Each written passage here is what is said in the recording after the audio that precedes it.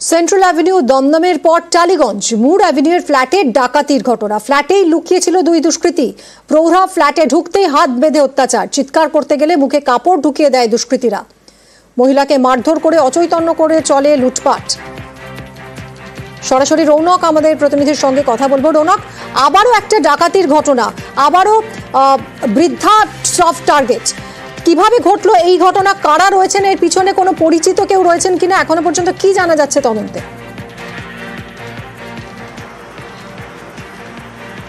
দেখো, একেবারে বিডল স্ট্রিট দমদম, তারপরে রিজেন্ট পার্ক। গতকাল রাত 7:30 নাগাদ ঠিক এই এলাকায় এই ফার্স্ট ফ্লোর মহিলা বাড়ি ফিরছিলেন এবং এই ফ্ল্যাটেরই সেকেন্ড ফ্লোরে দুজন দুষ্কৃতী লুকিয়েছিল। মহিলা বাড়িতে প্রবেশ করতেই তাকে পেছন থেকে এসে ধরা হয় এবং হাত বেঁধে ছুরি দেখিয়ে কার্যত দুঃসাহসিকভাবে লুটপাট করা হয় এবং প্রায় 160 গ্রাম সোনা এইখান থেকে লুটপাট করা হয়েছে এবং বেধড়ক মারধর করেছিল মহিলাকে। সেই অবস্থায় কিন্তু তিনি অচৈতন্য অবস্থায় পড়ে যায়। পরবর্তীকালে তার স্বামী ফ্ল্যাটে এসে তাকে অচৈতন্য অবস্থাতেই উদ্ধার করে এবং যে দুঃসাহসিকভাবে গতকালকে যে লুটপাটের ঘটনা ঘটেছে তার পেছনে কারা জড়িত রয়েছে এটাই এখন মূল তদন্তের বিষয় হয়ে দাঁড়িয়েছে এবং পুলিশের তরফ থেকে মনে করা হচ্ছে পরিচিত কেউ জড়িয়েছিল কিনা বা এই যে ঘটনা সেটা পুরোপুরিভাবেই পরিকল্পিত কিনা।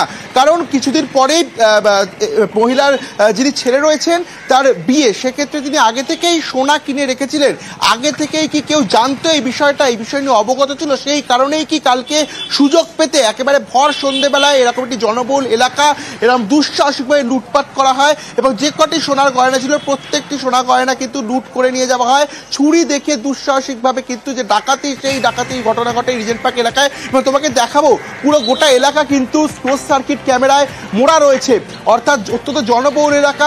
গতকাল সন্ধ্যা 7:30 এখানে কিন্তু লোকজনেরও আনাগোনা থাকে এবং প্রত্যেকটি জায়গায় এখানে কিন্তু এই রিজেন্ট পার্ক যে এলাকা এখানে প্রত্যেকটি মোড়ে মোড়ে ক্লোজ সার্কিট ক্যামেরা রয়েছে।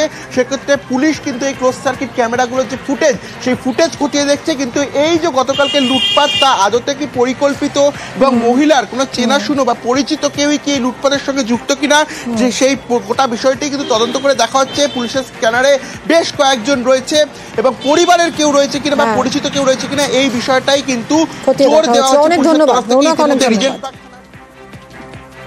বাইরে থেকে ঘরে ঢুকেছি আর ওরাও আমার সঙ্গে সঙ্গে ঢুকেছে। চিৎকার করাতে ওরা দরজাটা বন্ধ করে দিয়েছে। কি আছে গ্যাস চাবি দাও, ছুরি দেখিয়েছে। তারপরে গিয়ে আমাকে দিয়ে সব আলমারি টালমারি এগুলো সব খুলিয়েছে। আমাদের অনেক গয়না ছিল, টাকা ছিল না। আমাকে ধাক্কা মেরেছে ওইখানটা দিয়ে, তখন আমার এইখানটা লেগেছে আর আমি একটু সেন্সলেস মতো হয়ে গেছিলাম। আমার হাজবেন্ড যখন এসছে তখন আমার হাত বাঁধা ছিল বলছে, আর ওর গেঞ্জিটা আমার মুখে ঢোকানো ছিল। দুজন ছিল, মাস্ক পরা ছিল, ডেলিভারি বয়ের যেরকম হয় না ওরকম টাইপের ছিল ওরা। হামেশাই তো ওরা উপরে ওঠে, ওরকমই দুজন নামলো দেখলাম। ছুরি দিকে আমার তখন ভয় লাগছিল যে আমি যদি না দিই তাহলে হয়তো আমাকে মেরে ফেলবে ওরা। 7টার পরে আমাদের ফ্লোরে পুরো অন্ধকার ছিল, আমি নিচ থেকে লাইট জ্বালাতে জ্বালাতে উপরে উঠেছি। আর আমি যখন ঘরে ঢুকেছি তখন দেখলাম ওরা উপর থেকে নামছে। আর আমার 1 মাসের পর আমার বিয়েও আছে। যা সোনা গয়না যা ছিল সব নাকি তোমার লুট হয়ে গেছে। যে ছিলেন তো ওনার নাকি হাত বেঁধে মুখ নাকি আটকে ওখানে আঘাত এখানে লেগেছে। ঢুকে নাকি তোমার চাকু ফাকু সব দেখিয়েছে, দেখিয়ে হাতে সোনার মধ্যে তোমার প্লেট কিছু ছিল পড়ে গেল।